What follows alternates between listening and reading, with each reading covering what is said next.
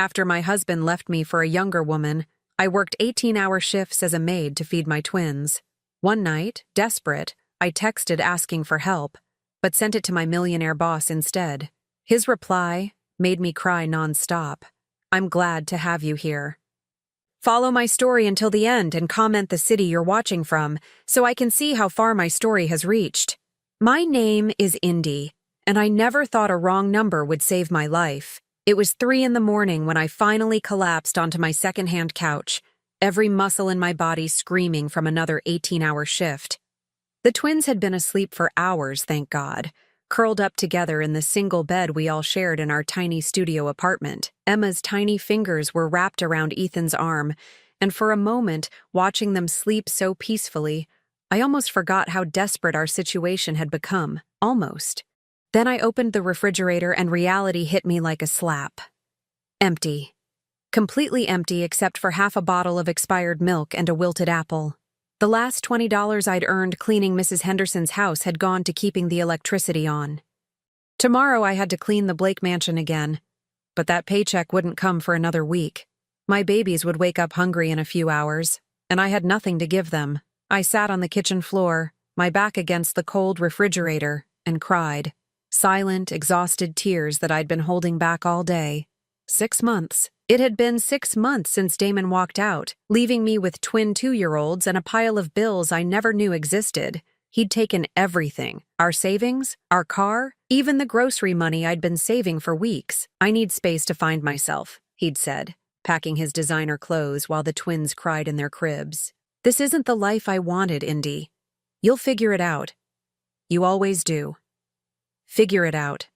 As if raising 2 babies alone while working multiple cleaning jobs was some kind of puzzle I could solve with enough determination. I picked up my cracked phone and scrolled through my contacts. Who could I call at 3 a.m.? My sister Rachel had already told me she couldn't help anymore after I'd borrowed $50 last month. My mother lived across the country and barely made ends meet on her Social Security. My few friends had disappeared when my life became too complicated. Too messy for their perfect suburban existences. The twins stirred in their sleep, and Emma let out a soft whimper. She'd been fighting a cold for days, and I couldn't even afford the medicine the pediatrician had recommended. The guilt was eating me alive. What kind of mother lets her children go hungry? What kind of mother can't provide basic necessities? With shaking fingers, I started typing a message to Rachel, even though I knew she'd probably ignore it. I had to try. "Rachel, I know it's late, and I know you're tired of helping, but the twins haven't eaten since yesterday morning. I have $18 until next Friday and no food in the house. Could you please lend me $40 for groceries? I'll pay you back as soon as I get paid. I'm desperate." I stared at the message for a long time before hitting send. My pride was already shattered anyway. What was a little more humiliation? The reply came faster than I expected, and my heart nearly stopped when I read it. "Indy, I had no idea things were this difficult for you. Of course I'll help. In fact, I think we need to talk about a long-term solution. Can you come to my office tomorrow morning at 9? And please, don't ever hesitate to reach out when you need help. That's what we're here for." I read the message 3 times, confused. Rachel had never been this warm, this understanding. She'd never offered long-term solutions or invited me to any office. The language was too formal, too professional. Then I looked at the number I'd sent the message to and my blood turned to ice. Harrison Blake, my employer. The millionaire whose mansion I cleaned twice a week, whose perfectly organized life I glimpsed while scrubbing his marble floors and dusting his expensive art collection. I'd sent my desperate plea to Harrison Blake. Panic flooded through me as I realized what I'd done. I'd just admitted to my wealthy employer that I was broke. Desperate, begging for money like some kind of charity case. He'd probably fire me immediately. Who wants their house cleaner airing their personal problems? Who wants to deal with someone so unstable they can't even send a text to the right person? My hands were shaking as I typed back quickly. "Mr. Blake, I'm so sorry. That message wasn't meant for you. Please ignore it. I'll see you Thursday for my regular cleaning schedule." His response came within minutes. "Indy, don't apologize. And that offer stands. 9 a.m. tomorrow. I'll text you the address to my office downtown. We'll figure this out together." I stared at my phone in disbelief. Figure this out together? What did that even mean? Harrison Blake barely acknowledged my existence when I cleaned his house. He was always in his home office, taking important calls or typing away at his computer. The few times we'd interacted, he'd been polite but distant, the way wealthy people treat service workers. But there was something in his message that made me cry again. Not from desperation this time, but from something I hadn't felt in months: hope. I looked at the twins, still sleeping peacefully, unaware that their world might be about to change. Emma's fever had broken, and she looked more comfortable than she had in days. Ethan was sucking his thumb, a habit he'd developed since his father left. They deserved better than this. They deserved a mother who could provide for them, who didn't have to choose between food and medicine, between electricity and rent. Maybe Harrison Blake was offering me a chance to become that mother. I didn't sleep the rest of the night. Instead, I sat by the window, watching the city wake up, trying to imagine what Harrison Blake could possibly want to discuss with me. By the time the twins woke up, I'd made a decision. I was going to that meeting. Whatever he was offering, whatever he wanted to discuss, I was going to listen. Because when you're drowning, you don't question the person throwing you a lifeline. You just grab on and hold tight. At 8:30 the next morning, I dropped the twins off at the community daycare center, using my last $18 to pay for their care. The receptionist, Mrs. Garcia, looked at me with sympathetic eyes. "Rough night, honey?" she asked gently. I managed a weak smile. Every night's a rough night lately, but maybe today will be different. As I walked toward downtown, my phone buzzed with a text from an unknown number. My heart raced, thinking it might be Damon. But when I opened it, I found an address and a simple message. "See you soon. Everything's going to be okay." The message was from Harrison Blake, and for the first time in 6 months, I believed that maybe, just maybe, everything really would be okay. But as I stood in front of the gleaming office building, looking up at its 30 floors of glass and steel, I couldn't shake the feeling that this meeting would change my life in ways I couldn't even imagine. Little did I know how right I was. Harrison Blake's office was nothing like I'd expected. While his mansion screamed wealth and perfection, this space felt warm, lived in. Family photos lined his desk, and comfortable leather chairs faced a wall of windows overlooking the city. He stood as I entered, and I noticed something I'd never seen when he was in his home office: genuine concern in his eyes. "Indy, thank you for coming." He gestured to one of the chairs. "Please sit. Can I get you coffee? Water?" I shook my head, too nervous to trust my voice. My best dress was a faded blue shift I'd bought at Goodwill, and I felt completely out of place in this sophisticated space. Harrison sat across from me, and for a moment neither of us spoke. "I imagine you're wondering why I asked you here," he said finally. I nodded, clutching my purse tighter. "Mr. Blake, about that text last night, I really am sorry. I know it was inappropriate, and I understand if you need to find someone else to clean your house." He held up a hand, stopping me. "Indy, I didn't ask you here to fire you. I asked you here because I should have offered help months ago." "Months ago?" I stared at him, confused. "I don't understand." Harrison leaned back in his chair, studying my face. "How much do you know about your husband's employment history?" The question caught me off guard. "Damon? He worked in sales for various companies. Why? Specifically, what did he tell you about his last job?" I felt a chill run down my spine. There was something in Harrison's tone that made me uneasy. He said the company downsized. He was laid off about a year ago, which is why money got tight. Harrison was quiet for a long moment, then pulled out a file from his desk drawer. "Indy, Damon worked for me, for Blake Industries. He wasn't laid off." The room started spinning. I gripped the arms of my chair, trying to process what he'd just said. "That's impossible. Damon never mentioned working for you. He would have told me." "Would he?" Harrison's voice was gentle but firm. "Did he tell you about the multiple late-night meetings? The unexplained bonuses that never seemed to make it into your household budget? The business trips that lasted longer than they should have?" Each question hit me like a physical blow. Yes, there had been late nights. Yes, Damon had mentioned bonuses that somehow never improved our financial situation. And the business trips. I'd always wondered why he needed to travel so much for local sales positions. You're saying he lied to me. I'm saying he's been lying to you for a very long time. Harrison opened the file and pulled out several documents. Damon was my assistant manager for 18 months. He was actually very good at his job when he bothered to show up. But there were problems. He handed me a performance review dated 8 months ago. Even upside down, I could see it wasn't positive. What kind of problems? Attendance issues, missed deadlines, and toward the end, there were concerns about his commitment to the company. I thought about those last months before Damon left, how distracted he'd seemed, how often he'd come home late with flimsy excuses, how he'd started picking fights with me over small things, as if he was looking for reasons to be angry. When exactly did he stop working for you? 3 weeks before he left you. The timeline hit me like a truck. 3 weeks? But he told me he was still working. He left for the office every morning. Harrison's expression grew grim. Indy, I need to ask you something, and I want you to think carefully before you answer.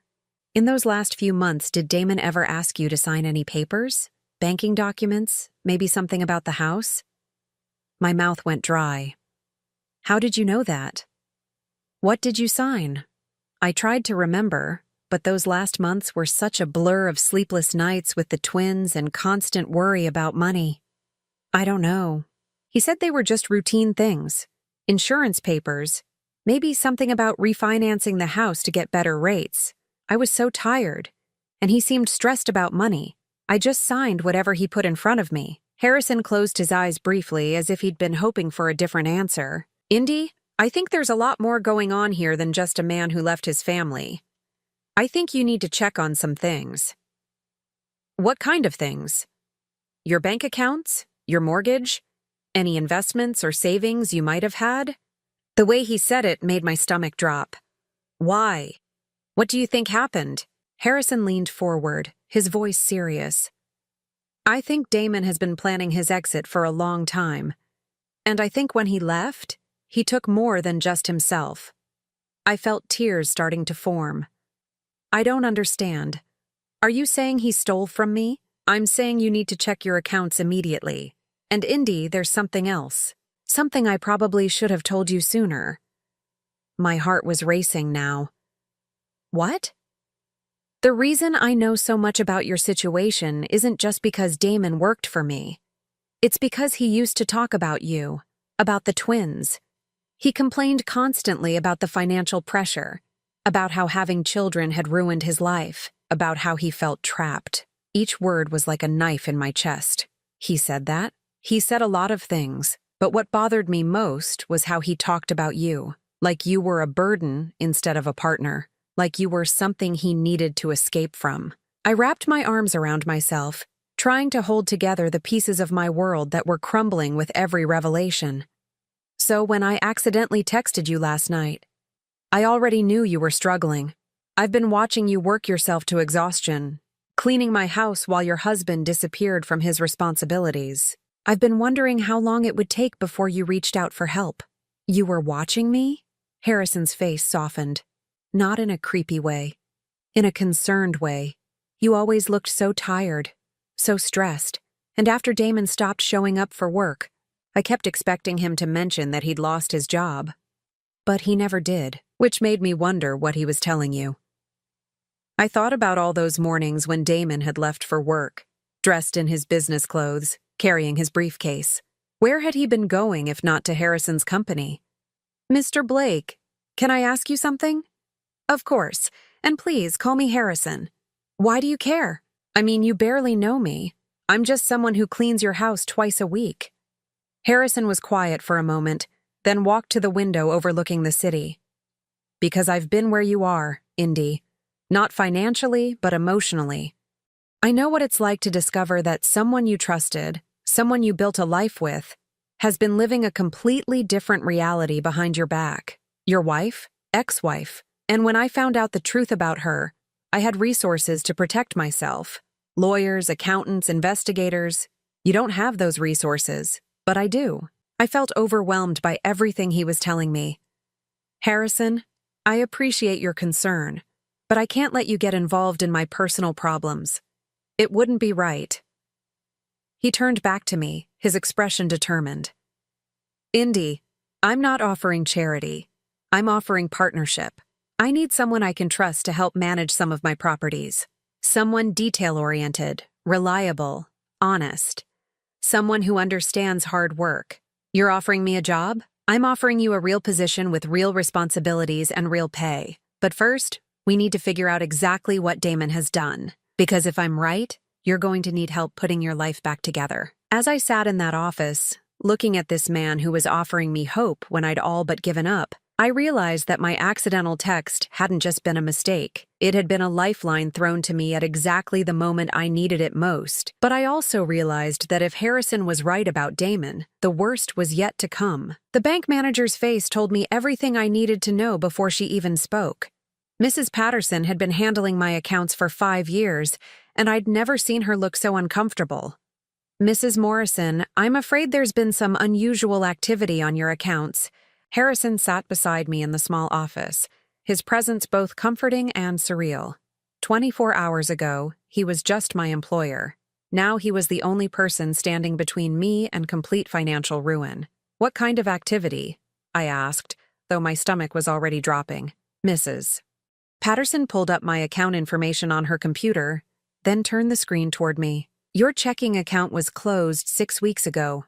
The savings account was emptied and closed 8 weeks ago, and your joint credit cards have been maxed out. The numbers on the screen blurred as tears filled my eyes. $0.00 in checking. $0.00 in savings. $15,437 in credit card debt. That's impossible, I whispered. I never closed those accounts. The accounts were closed by your husband, using his power of attorney privileges on the joint accounts. He withdrew all funds in cash. Harrison leaned forward. How much total was withdrawn? Mrs. Patterson checked her screen again. From the savings account, $12,800. From checking, approximately $2,300. Plus, he took cash advances on both credit cards totaling the $15,000 in debt, and over $30,000. Gone. But I never gave him power of attorney, I said, my voice barely audible. Mrs. Patterson pulled out a file folder. Actually, you did. Here's your signature on the paperwork, dated 14 months ago. She showed me a document with my signature at the bottom. I stared at it, trying to remember, and then it hit me like a physical blow. 14 months ago, right after the twins were born, Damon had brought me papers to sign while I was still exhausted from the delivery, telling me they were just updating our banking information for the babies. I signed this in the hospital, I said numbly. I thought it was something about adding the twins to our accounts. Harrison's jaw was tight with anger. What about the house? Mrs. Patterson's expression grew even more sympathetic. I was hoping you wouldn't ask about that. What about the house? I repeated, dreading the answer. The mortgage was refinanced 6 months ago. Your husband took out a home equity loan for $45,000. The room started spinning. Where did that money go? I don't have access to that information, but given that none of it went into your existing accounts, I assume it was deposited elsewhere. Harrison spoke up. Indy, do you still have the deed to your house? I nodded weakly. It's in our filing cabinet at home. We need to check it immediately. The drive to my apartment was silent. Harrison followed me in his car while I tried to process what I'd just learned. Damon hadn't just left me. He'd systematically stolen every penny we had, destroyed my credit, and apparently done something terrible to our house. My apartment looked even smaller and shabbier with Harrison standing in it. I pulled out the filing cabinet and searched through the papers until I found the deed. The moment I saw it, I knew something was wrong. The paper was different, newer than it should have been. And when I read the details, my worst fears were confirmed. Harrison, I said, my voice cracking. My name isn't on this deed anymore. He took the document from me and examined it carefully. When did you sign a quitclaim deed? I don't know what that is. It's a document that transfers ownership of property. According to this, you signed over your rights to the house 6 months ago. I sank onto my couch, the full scope of Damon's betrayal finally hitting me. Those papers he brought me to sign. He said they were about refinancing to get better rates. He must have hidden the quitclaim deed in there. So, legally, The house belongs entirely to him now, which means he could sell it without my knowledge. Harrison pulled out his phone. I'm calling my attorney. We need to find out if the house has been sold. While he made the call, I sat there trying to understand how I'd been so completely fooled. All those months of struggling to pay bills, all those nights I'd lain awake worrying about money, and Damon had been systematically stealing from us while planning his escape. Harrison hung up and sat beside me. My attorney is checking the property records now, but Indy, there's something else we need to discuss. What could possibly be worse than what I've already learned? The reason I'm helping you isn't just because you accidentally texted me. I looked at him, confused. What do you mean? Harrison was quiet for a long moment, then got up and walked to my small window. 3 years ago, my wife cleaned out our accounts and disappeared. She left me a note saying she'd found someone else, someone who could make her happier. I'm sorry. That must have been devastating. It was. But the worst part wasn't losing her. The worst part was realizing how long she'd been planning it.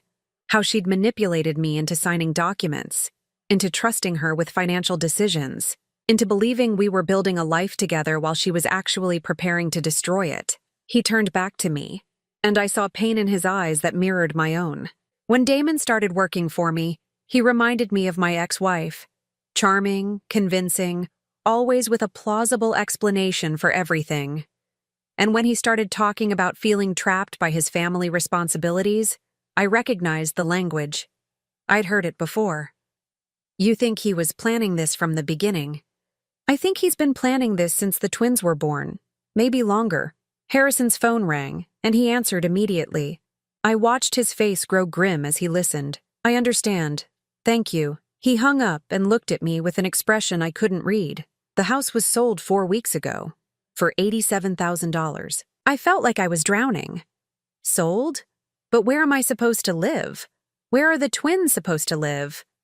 Indy, legally you're homeless. You've been homeless for 4 weeks, but Damon never told you. The full scope of his cruelty hit me then. Not only had he stolen our money and sold our house, but he'd left us literally homeless without even telling me. I'd been working 18-hour days to pay rent on an apartment I could barely afford, not knowing that I should have been looking for a real place to live. There's more, Harrison said gently. The buyer was a property investment company. They're planning to flip the house and sell it for profit. But here's the interesting thing. The sale price was well below market value. Your house was worth at least $120,000. So he sold it cheap to get cash quickly. Or he sold it cheap because he was in a hurry. Because someone was forcing his hand. I looked at Harrison, trying to understand what he was implying. What do you mean? Indy, I think someone was pressuring Damon. I think he got himself into some kind of trouble, and he used your family's assets to get himself out of it. What kind of trouble? Harrison sat back down beside me, his expression serious. The kind that makes a man steal from his own children. As I sat there, absorbing the magnitude of Damon's betrayal, I realized that everything I thought I knew about my life had been a lie. My marriage, my home, my financial security, all of it had been an illusion while Damon systematically destroyed everything we'd built together. But looking at Harrison, seeing the pain in his eyes that came from his own experience with betrayal, I also realized something else. I wasn't alone in this. For the first time in months, someone was on my side. Harrison, I said quietly, there's something I need to know. What? Why are you really helping me? And please don't say it's just because you need an employee. He was quiet for a long moment, then met my eyes directly. Because when I was going through my divorce, I had every resource imaginable to protect myself. Lawyers, investigators, accountants. And I still barely survived it emotionally. You have 2 small children and no resources at all. If I don't help you, who will? But there's something else, isn't there? Harrison sighed. Yes, there's something else, something I haven't told you about Damon's last weeks at my company. My heart started racing again. What? He wasn't just a poor employee, Indy. He was stealing from me too. The revelation hit me like another blow. Stealing? Small amounts at first, petty cash, supplies, things he thought I wouldn't notice. But toward the end, he was embezzling money from client accounts. I felt sick. How much? Enough that I should have pressed charges. Enough that I could have sent him to prison. But you didn't. No, because I didn't want to destroy his children's lives over their father's mistakes. Harrison looked at me with an expression I couldn't read. But now I'm wondering if that was the right decision. Because if I'd handled it differently, maybe he never would have had the chance to do this to you. As the full weight of everything settled over me, I realized that Harrison Blake wasn't just offering me help, he was offering me justice. But I also realized that if Damon had been stealing from Harrison too, there were still pieces of this puzzle I didn't understand, and I had a terrible feeling that the worst revelations were still to come. I should have known Damon would come back. Men like him always do, especially when they discover their victims are starting to rebuild. It had been 2 weeks since Harrison helped me understand the full scope of Damon's betrayal. 2 weeks of living in the guest house behind Harrison's mansion, while his attorney worked to trace where our money had gone. 2 weeks of the twins playing in a real backyard while I learned to manage Harrison's property portfolio, instead of just cleaning his floors. For the first time in months, I'd started to believe that maybe we could build a real life again. Then Damon showed up. I was in Harrison's home office, reviewing rental applications for one of his apartment buildings, when I heard a car door slam in the driveway. Through the window, I saw a familiar figure walking up the front steps, and my blood turned to ice. He looked different, thinner, with an expensive haircut and clothes I knew he couldn't afford. But it was definitely Damon, and he was carrying a briefcase like he was here on business. Harrison was in Portland on a business trip, not due back until evening. I was alone with the twins, and suddenly the security of the past 2 weeks felt as fragile as glass. The doorbell rang, followed immediately by aggressive knocking. "Indy! I know you're in there. We need to talk." I picked up my phone to call Harrison, but then heard Emma start crying from the guest house. The twins were napping, and Damon's shouting had woken them up. Anger flared in my chest. Even now, even after everything he'd done, he was disrupting their peace. I opened the front door but kept the security chain latched. "What do you want, Damon?"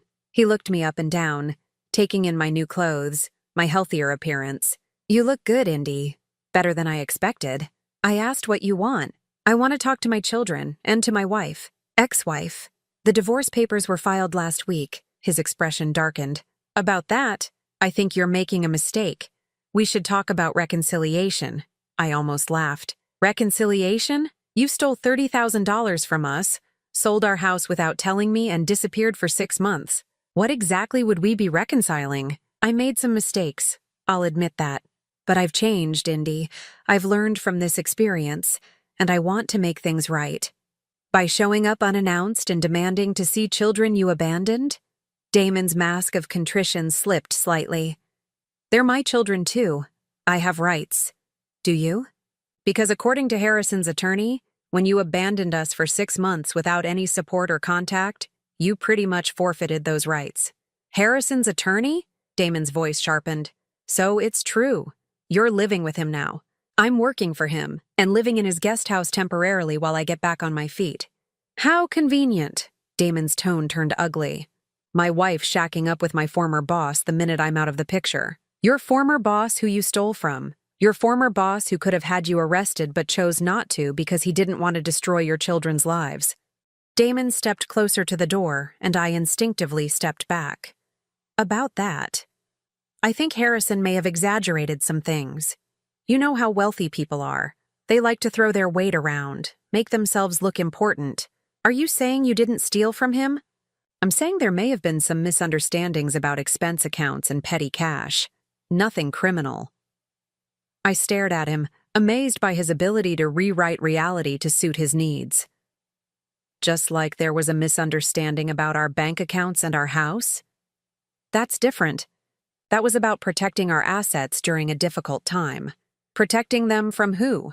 From me? From your own children?" Damon sighed dramatically. "Look, I know you're angry. You have every right to be. But I'm here to make amends. I want us to be a family again." "Where have you been for 6 months, Damon?" "I was figuring some things out, working on myself, making sure I could provide for you and the kids properly."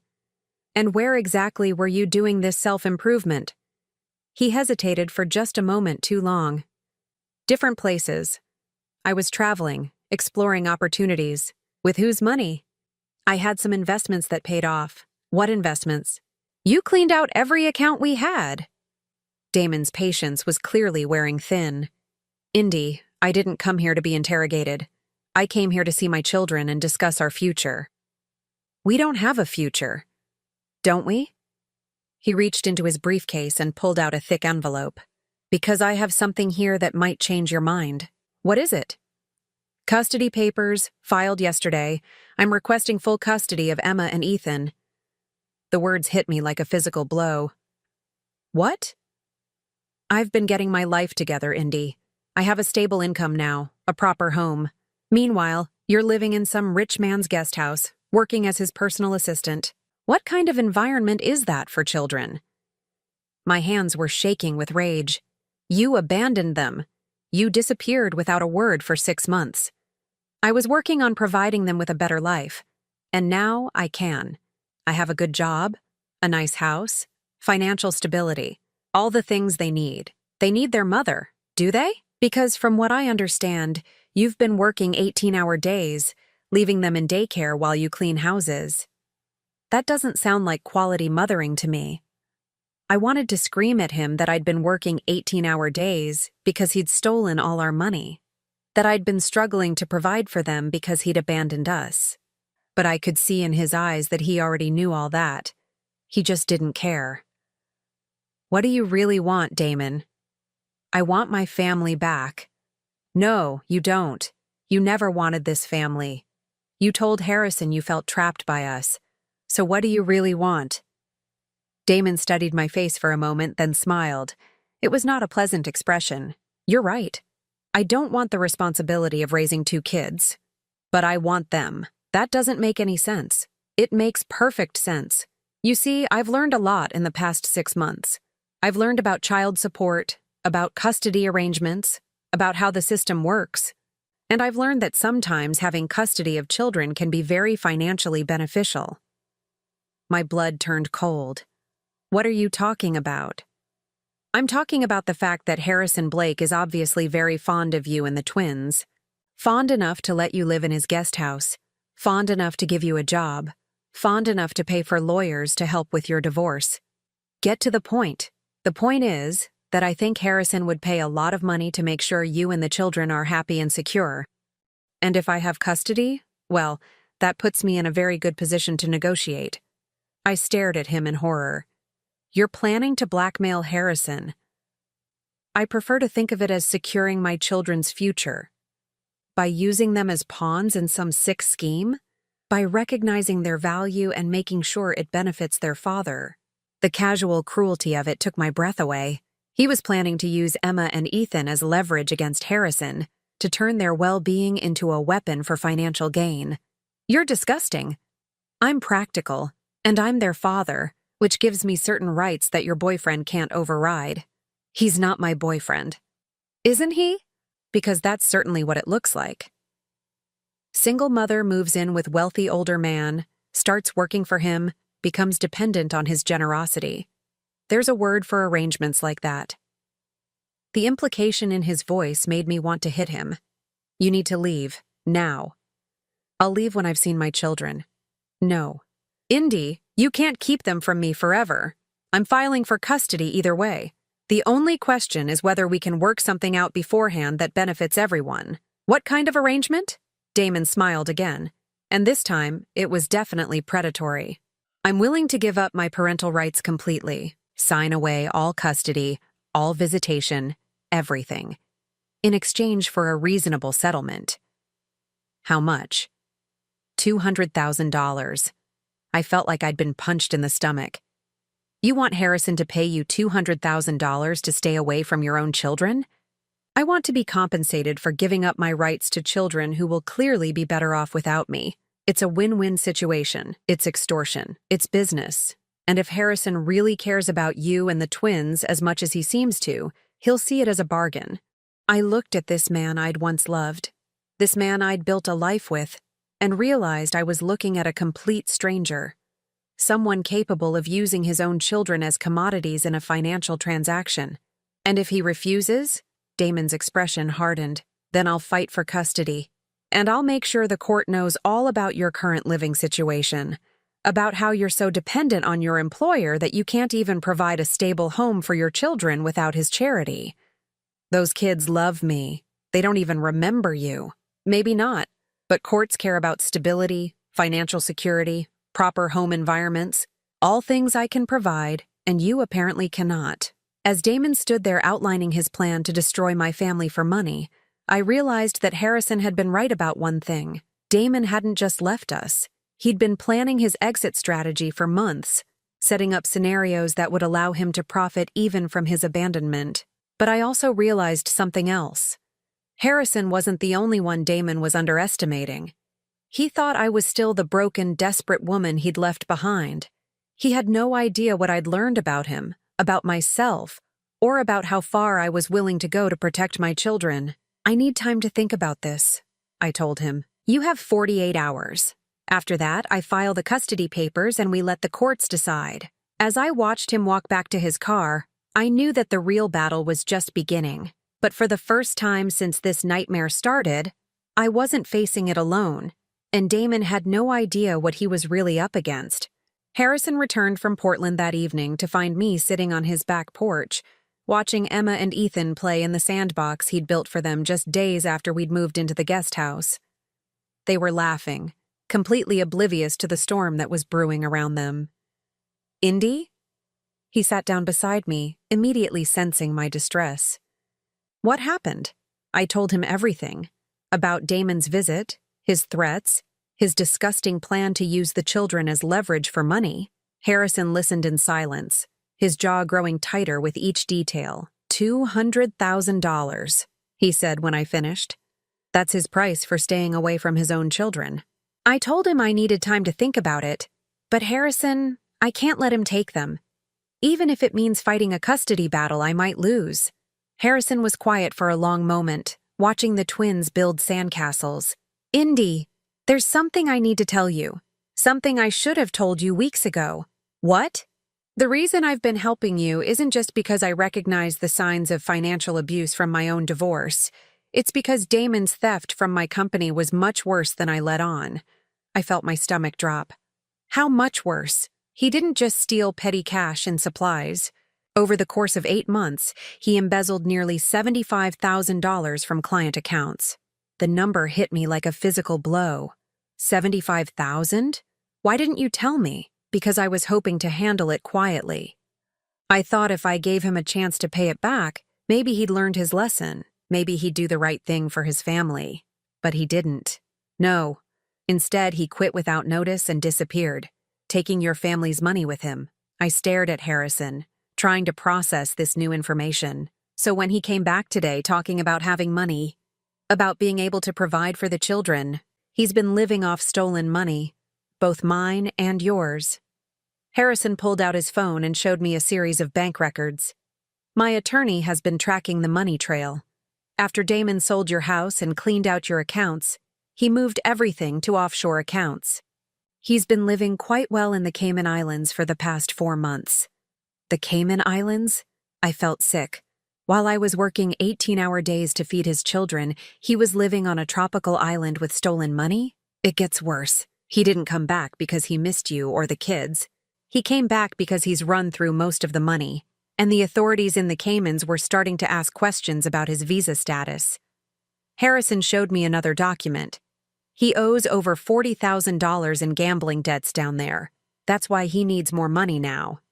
So, his plan to extort you is his way of solving his financial problems while avoiding any consequences for what he's done.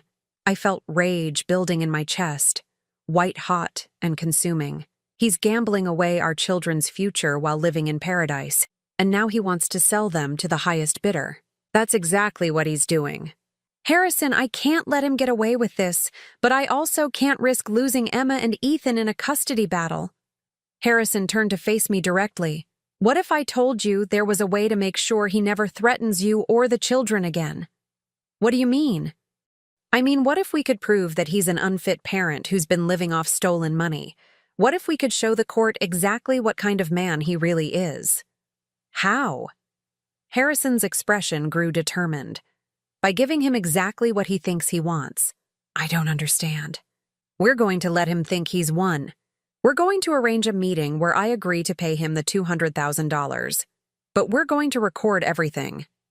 You want to record him taking money to give up his children? I want to record him admitting that he never wanted them in the first place. I want him on tape saying he's only using them for financial gain. I want evidence that will ensure he never gets custody of anything. The plan was dangerous, but it was also brilliant. What if he doesn't say enough to incriminate himself? He will. Men like Damon can't help themselves. Give them an audience and they'll brag about how clever they are. Harrison stood up and pulled out his phone. But first, there's someone I need to call. Who? My ex-wife. I stared at him in shock. Your ex-wife? Why? Because everything I told you about her was a lie. The words hit me like a slap. What? Harrison sat back down, his expression pained. I told you she cleaned out our accounts and left me for someone else. That wasn't true. Then what happened? She died, Indy. 3 years ago. Cancer. I felt the world tilt around me. Why would you lie about that? Because the truth was too complicated, too painful, and because I thought it might scare you away. I don't understand. Harrison took a deep breath. My wife Sarah didn't leave me. She fought cancer for 2 years while I watched helplessly. And when she died, she left me with a 17-year-old daughter who blamed me for not being able to save her mother. You have a daughter? Had. Madison hasn't spoken to me in over a year. She moved in with Sarah's sister after the funeral and refuses to see me. Why? Because I made mistakes during Sarah's illness. I was so focused on finding treatments, on throwing money at the problem, that I didn't see how scared Madison was, how much she needed me to just be her father instead of trying to be her mother's savior. Harrison's voice broke slightly. The night Sarah died, Madison looked at me and said, "You couldn't save her, and you can't save me either. I don't want anything from you except to be left alone. Harrison, I'm so sorry. I've been trying to reach her ever since. Sending letters, birthday gifts, graduation presents. She returns everything unopened. But what does this have to do with Damon? When I saw you struggling to provide for your children, when I saw how hard you were fighting to keep your family together, it reminded me of everything I'd failed to do for Madison. I thought maybe if I could help you succeed where I'd failed, maybe I could find some kind of redemption. So helping me was about your daughter? At first, yes, but not anymore. Harrison looked at me with an intensity that made my heart race. Now it's about you, about Emma and Ethan, about the family we could build together if we can get Damon out of our lives permanently. The admission hung in the air between us, loaded with possibilities I'd been afraid to consider. Harrison, I care about you too, more than I probably should. But I can't let you get involved in this because you feel guilty about your daughter. That's not why I'm doing this anymore. Then why? Because I love you, Indy. I love those kids. And I want us to have a chance to be happy together without Damon's shadow hanging over us. The words hit me with unexpected force. You love me? I've loved you since the night you accidentally texted me. Since I saw a woman so desperate to provide for her children that she was willing to swallow her pride and ask for help. You have more strength and courage than anyone I've ever known. But what if we can't stop Damon? What if he wins? Harrison took my hands in his. Then we'll face it together. But I believe we can stop him. I believe we can give him enough rope to hang himself. And your daughter? What happens if she finds out you're building a new family? I don't know. Maybe she'll hate me even more. Or maybe seeing me finally do something right will help her understand that I'm trying to be better than I was. As I sat there, holding Harrison's hands while my children played in the distance, I realized that we were both broken people trying to heal. Both of us carrying guilt and regret from our past relationships. Both of us afraid to hope for something better. But I also realized that sometimes broken people could help each other become whole again. Okay, I said finally. Let's do it. Let's trap him. Are you sure? I'm sure. But Harrison, if we're going to do this, we have to be prepared for the possibility that it might not work. That we might lose everything. We won't lose everything, he said firmly. We'll have each other. As I looked into his eyes, I felt something I hadn't experienced in years. Hope. Real, genuine hope that maybe we could build something beautiful out of the ashes of our destroyed lives. But first, we had to make sure Damon could never hurt us again. And that meant giving him exactly what he thought he wanted, while making sure it destroyed him in the process. The next morning, Harrison called Damon and agreed to the meeting. $200,000 in exchange for signing away all parental rights. The meeting was set for the following evening at Harrison's office downtown. What Damon didn't know was that every word would be recorded, and that by the end of the night, he would have given us everything we needed to make sure he could never threaten our family again. The trap was set. Now we just had to wait for him to walk into it. The recording device was so small I could barely see it clipped to Harrison's tie. His attorney, David Chen, had assured us it would capture everything clearly, but as we sat in Harrison's office waiting for Damon to arrive, I couldn't stop my hands from shaking. "He'll be here any minute," Harrison said quietly. "Are you ready for this?" I nodded, though ready felt like the wrong word. How could anyone be ready to watch their ex-husband sell his own children for money? The elevator dinged in the hallway, and moments later, Damon walked into the office. He looked confident, almost smug, carrying a briefcase and wearing another expensive suit I knew he couldn't legitimately afford. "Harrison, good to see you again." Damon's tone was falsely friendly as he shook Harrison's hand. "Indy." He barely glanced at me. "Please sit down." Harrison gestured to the chair across from his desk. "I assume you have the paperwork?"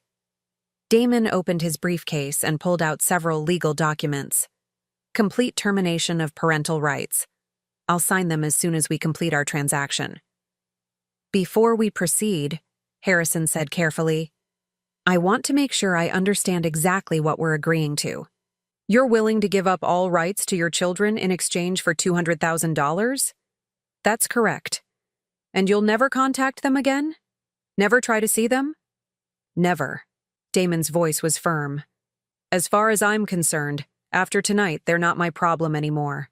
I felt sick hearing him refer to Emma and Ethan as a problem, but I forced myself to stay silent. Harrison leaned back in his chair. "I have to ask, Damon, don't you feel anything for them? They're your children." Damon shrugged. "Look, I'll be honest with you. I never wanted kids in the first place.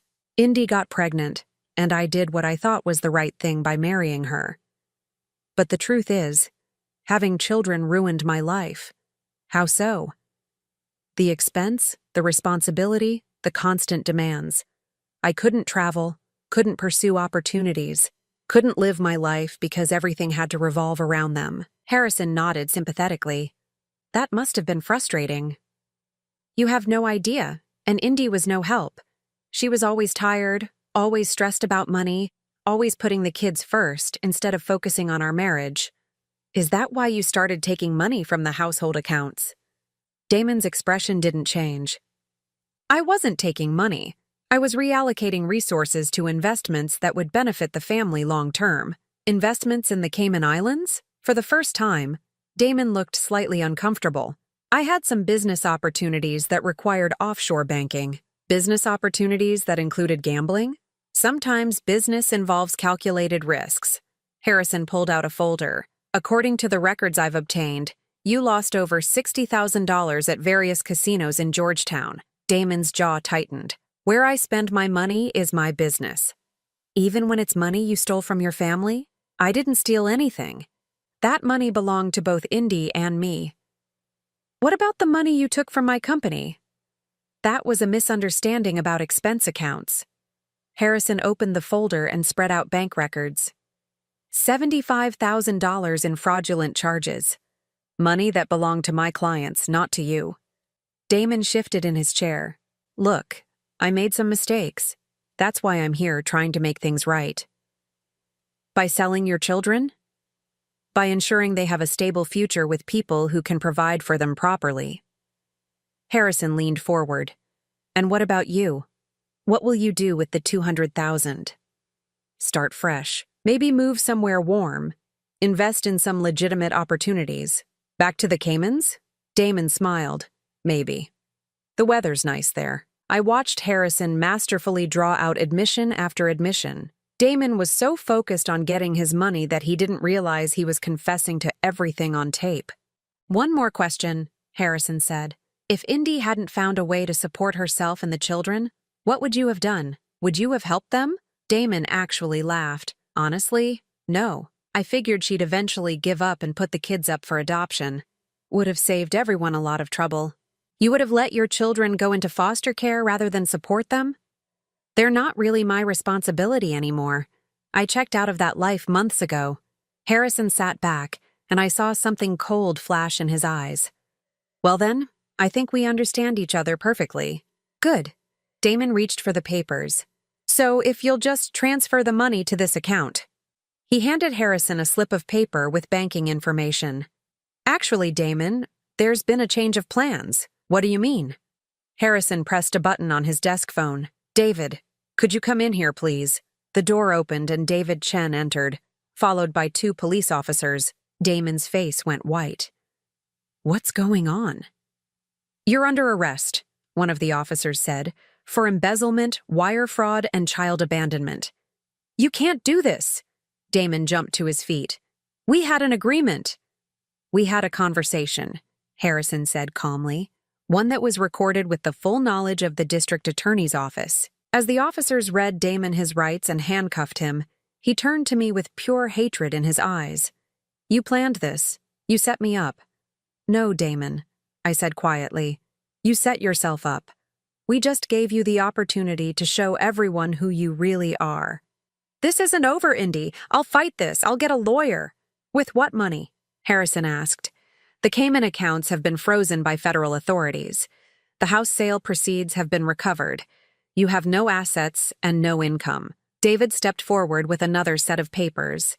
Mr. Morrison, in light of your recorded statements tonight, the state is terminating your parental rights immediately. You'll have no legal claim to those children ever again. As they led Damon away, he was still protesting, still threatening, still refusing to accept responsibility for any of his actions. After they left, I collapsed into a chair, emotionally drained but feeling lighter than I had in years. It's over, Harrison said softly. He can't hurt you anymore. What happens now? Now you and the twins can start your real life, free from his threats, free from his manipulation. David gathered up the paperwork. The court will process the termination of parental rights within the week. After that, if Harrison wants to adopt the children, the process should be straightforward. The word adoption hung in the air between us. Harrison and I hadn't discussed that possibility, but suddenly it seemed like the most natural thing in the world. Would you want that? I asked him. To adopt Emma and Ethan? Only if you want it too. Only if you think we could build something real together. Before I could answer, Harrison's phone rang. He glanced at the screen and his face went pale. It's Madison, he said, staring at the phone. My daughter. Answer it. With trembling hands, Harrison accepted the call. Madison? I could hear a young woman's voice on the other end, though I couldn't make out the words. Slow down, sweetheart. What's wrong? Harrison's voice was filled with concern. The conversation continued for several minutes, with Harrison mostly listening. Finally, he said, Of course. Yes, I'll come get you right now. We'll figure this out together. He hung up and looked at me with tears in his eyes. She's at the airport. She had a fight with her aunt and decided she wants to come home. She said she's been thinking about what her mother would have wanted, and she knows Sarah would want us to be a family. Oh, Harrison, that's wonderful. There's more. She said she's been following me on social media, and she saw the pictures of you and the twins at the house. She said seeing me happy made her realize she wants to be happy too. As we drove to the airport to pick up Madison, I thought about the strange journey that had brought us to this moment. A desperate text sent to the wrong number had led to the destruction of one family and the creation of another. Madison was waiting outside baggage claim, a young woman with her father's eyes and her mother's delicate features. When she saw Harrison, she ran to him and threw her arms around him. I'm sorry, Daddy, she sobbed. I'm so sorry for pushing you away. You have nothing to apologize for, Harrison said, holding her tight. I'm just glad you're home. When Madison finally pulled back, she looked at me with curious but friendly eyes. You must be Indy. Dad's told me so much about you in his letters. Letters? Harrison looked embarrassed. I've been writing to her every week, even though she wasn't reading them. I wanted her to know about you, about how you'd changed my life. Madison smiled. I started reading them last month. That's how I knew I wanted to come home. 6 months later, Harrison and I were married in a small ceremony in his backyard. Emma and Ethan, now officially his adopted children, toddled around in matching outfits while Madison helped them scatter flower petals. The guest list was small but meaningful. David Chen was there with his family, and surprisingly, Harrison's former business partner had flown in from New York. But the most important guests were the people who had become our chosen family. Mrs. Garcia from the daycare center wiped tears from her eyes as she watched the twins call Harrison Daddy for the first time during the ceremony. Even my sister Rachel had come, finally understanding what real family looked like. As for Damon, he was serving a 5-year sentence for embezzlement and fraud. The last I heard, he was trying to appeal his conviction, still convinced that he was the victim in all of this. That night, as Harrison and I sat on our back porch watching Madison push the twins on their swings, I thought about that desperate message I'd sent 9 months ago. I'd been asking for $40 for groceries, thinking that was all I needed to survive. Instead, I'd found something I didn't even know I was looking for: a real partner, a true family, and a love that didn't demand I shrink myself to fit into someone else's idea of what I should be. "What are you thinking about?" Harrison asked, wrapping his arm around me.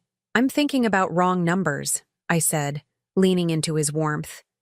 "And how sometimes the best things happen when you reach out to exactly the right person at exactly the right time. Even when you don't know you're doing it.